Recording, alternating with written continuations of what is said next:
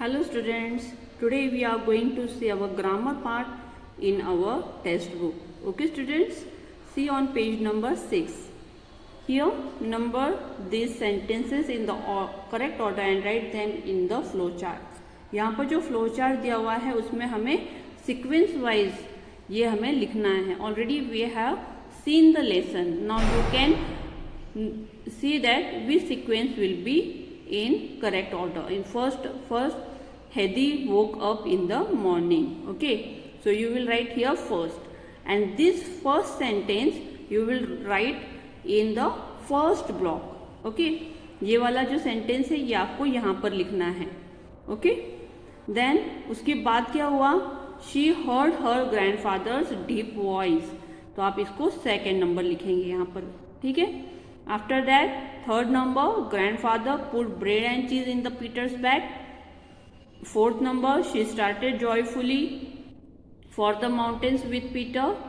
And fifth number, Hedy has not seen such a variety of flowers before. And sixth number, Hedy collected flowers and put them in her little apron. Okay, so first, second, third, fourth, fifth and sixth. This you will write here sequence wise. Okay, now see on page number 7.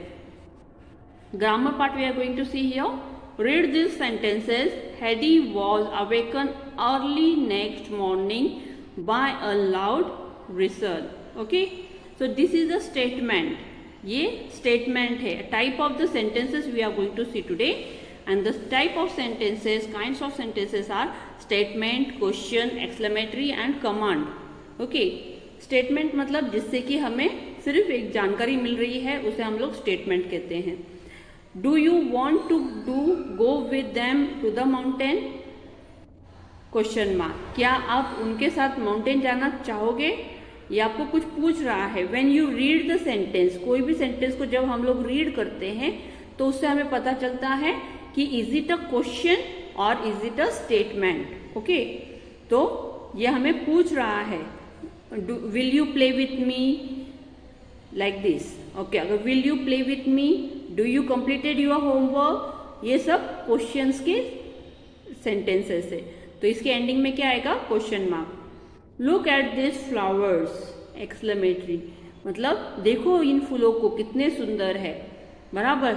When we are expressing some feeling जब हम लोग express करते हैं तो उस sentence को last में exclamatory mark लगाते हैं. Go along now and get it your bath while I go and get some milk. Okay, तो आपको ये कमांड है. कमांड मतलब हम किसी से कुछ करने के लिए बोलना. Okay, go and bring my book. Go and do your homework. Okay, so this is a command. Okay, आप रिक्वेस्ट नहीं कर रहे हो, आप कमांड कर रहे हो. किसी को भी आप बोल रहे, जैसे आपके जो एल्डर पीपल होते हैं, हमसे बड़े जो होते हैं, वो हमें कोई भी काम करने के लिए कमांड कर सकते हैं, है ना. और इसलिए उसे हम लोग कमांड कहते हैं. Declaration sentence. Now will sentence have are of 4 kinds. Declaration sentence, interrogative sentence, exclamatory sentence and imperative sentence. They tell us something. For example, she started joyfully for the mountain. तो declaration कर रहा है, सिर्फ हमें बता रहा है, वो लोग सेंटेंस के बारे में, उनके बारे में बता रहा है, तो इसके एंड में फुल स्टॉप आएगा. इंट्रोगेटिव सेंटेंस जो होते हैं, मतलब जब कोई सवाल किया जाता है हमसे, जैसे कि will the son laugh at me now grandfather, मतलब क्या सन मेरे ऊपर हंसेगा, मतलब ये क्वेश्चन है, तो आप इसको इंट्रोगेटिव सेंटेंस बोलते हैं. इंट्रोगेटिव सेंटेंस के लास्ट में क्वेश्चन मार्क आता है. ठीक है. Exclamatory sentence have strong feeling of excitement. जब एक स्ट्रॉन्ग फीलिंग होती है, चाहे वो सैड की हो या हैप्पीनेस की हो, स्ट्रॉन्ग फीलिंग जो दर्शाता है सेंटेंस के द्वारा, उसे हम एक्सक्लेमेटरी सेंटेंस बोलते हैं और इसमें एक्सक्लेमेटरी मार्क आता है. ठीक है. इम्परेटिव सेंटेंसेस गिव ऑर्डर और अ कमांड. ऑर्डर और कमांड ये और मेक अ रिक्वेस्ट, ये सब एक इम्परेटिव सेंटेंस होते हैं जिससे कि एंड में फुल स्टॉप आता है। ठीक है, now we see the exercise here on page number 7। What a beautiful sunset, कितना सुंदर सनसेट है। तो ये कैसा वाला है, एक्सक्लेमेटरी। ओके, इसको हम क्या बोलेंगे, एक्सक्लेमेटरी। ओके, तो यहाँ पर आप एक्सक्लेमेटरी से मार्क दोगे। Do you want your lunch, yes it is, you are asking question, so you will give here question mark and you will write here question. Okay, I am going to spend the day at my grandfather's place. तो ये declaration है, हमें बता रहा है ना, तो हम इसको फुल स्टॉप देंगे and you will write here declaration. Okay, alas I have lost my way. अब यहाँ पर सैड फीलिंग दर्शा रही है, तो सैड फीलिंग भी रही तो उसमें एक्सक्लेमेटरी मार्क है, तो यहाँ पर हम बोलेंगे exclamatory mark. Exclamatory sentence you can say here, my father makes delicious sandwiches. It is a statement, तो you will give full stop.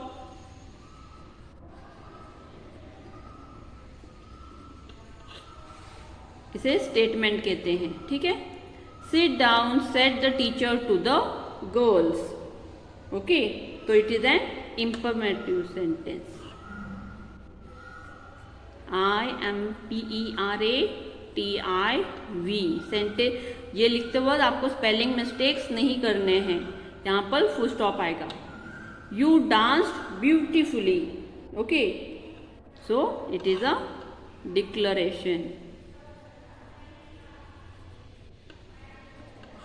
Do not move from this spot, said mother.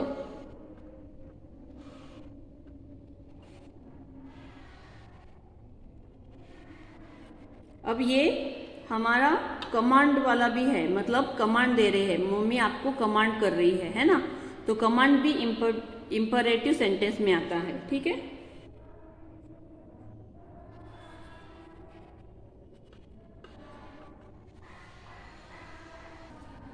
now see on next page, unscramble this group of words to make meaningful sentences. Capitalize where necessary, the punctuation mark will help you. Okay, now see the first, ride car may be this in. ये meaningful sentence नहीं है, हमें इसे rearrange करने हैं words को और meaningful sentence बनाना है। May we ride this car in, question mark, मतलब क्या हम हमारी कार अंदर लगा सकते हैं। Left the turn stop second at, turn left at the second stop, full stop. You exam are about my worried the, why are you worried about the exam, question mark, मतलब आप क्यों फिक्र करते हो एग्जाम की, question mark देना है। Go wish I to good I summer Sikkim this, I wish I go to Sikkim this summer. Please lunch set table for the, please set the table for the lunch. Bake have cake you a, have you baked a cake, question mark. Okay, ये आपको text book में नहीं लिखना है, notebook में लिखना है। ठीक है, जो हमने पहले का पार्ट देखा वो भी और ये भी आपको नोटबुक में कंप्लीट करना है सब। अब यहाँ पर हम लोग देखेंगे subject and predicate. Already in our previous standard we have seen what is the subject, जिसके बारे में हम लोग बात कर रहे हैं वो सब्जेक्ट होता है, और जिसके बारे में हम लोग क्या बात कर रहे हैं दैट इज प्रेडिकेट। तो we have to circle the subject here. The crocodile swam lazily in the river, किसके बारे में हम बात कर रहे हैं, क्रोकोडाइल के बारे में। तो उसे आपको क्या करना है, सर्कल, क्योंकि यहाँ पर क्या बोला है, सर्कल द सब्जेक्ट। ओके, और किसे अंडरलाइन करना है, प्रेडिकेट को। हर एक सेंटेंस के 2 पार्ट्स होते हैं, सब्जेक्ट एंड प्रेडिकेट। जिसके बारे में हम बात कर रहे हैं वो सब्जेक्ट है, उसके बारे में हम लोग क्या बात कर रहे हैं that is predicate. The sun shone brightly, the sun. Okay, तो यहाँ पर हमें द सन को सर्कल करना है। और इसे अंडरलाइन करना है। Butterfly flutter over the flowers, butterflies को हमें सर्कल करना है और इसे अंडरलाइन करना है। The books are too heavy, the books को हमें सर्कल करना है और इसे अंडरलाइन करना है। Pigeons have made a nest in my balcony, pigeon को हमें सर्कल करना है और इसे अंडरलाइन करना है। ओके, अब हम लोग देखेंगे आगे का part. An idiom is a phrase the meaning which is different meaning of the individual words are, for example Heidi caught sight of some bright spot, मतलब to see something only for a moment, कुछ देर के लिए आप उसके तरफ आकर्षित होते हो, उसे बोलते हैं caught sight of. Okay, some other sight idioms are no end in sight, one cannot see an end to the work or difficulties, lose sight of, had seen but cannot see anymore, on sight, as soon as someone or something is seen, at first sight, when one sees something for the first time, in sight, sight at a place where a person or something can be seen, set your sights on, to decide to achieve something, sorry sight, a bad condition। Okay, तो ये सारे idioms है जिसके की meaning यहाँ पर दिए गए हैं। अब इसके नीचे जो हमें देखना है वो है fill in the blanks using the correct sight idioms. Sight idioms कहते हैं इसे, हाँ, जिसे साइट मतलब देखना। Okay, now we will see the exercise here. Neil can recognize certain words from his storybook on sight. On sight means what? Yes, as soon as someone or something is seen, देखते ही पता चलना। He loves his toys and does not like to lose sight of them. Lose sight had been but cannot see anymore. So he always keeps them at the place where they are inside, जहाँ पर वो आसानी से दिख सके। Some of the Neil's toys are in a sorry side. Sorry side मतलब bad condition. Neil's father got him a new toy. Neil did not like the toy. Lose sight of मतलब नहीं देख पाना, cannot be seen. Neil had set his sight getting a remote control helicopter. Set his sight means what? To decide to achieve something, मतलब उसने एक बार सोच लिया था, ठान लिया था कि वो रिमोट कंट्रोल का हेलीकॉप्टर लेगा ही। Neil's father think that there is no end in sight. No end in sight. One cannot see an end to the work or difficulties, to Neil's tantrums. Okay, so this way you have to complete this exercise in your book and also in your notebook. Okay students, bye.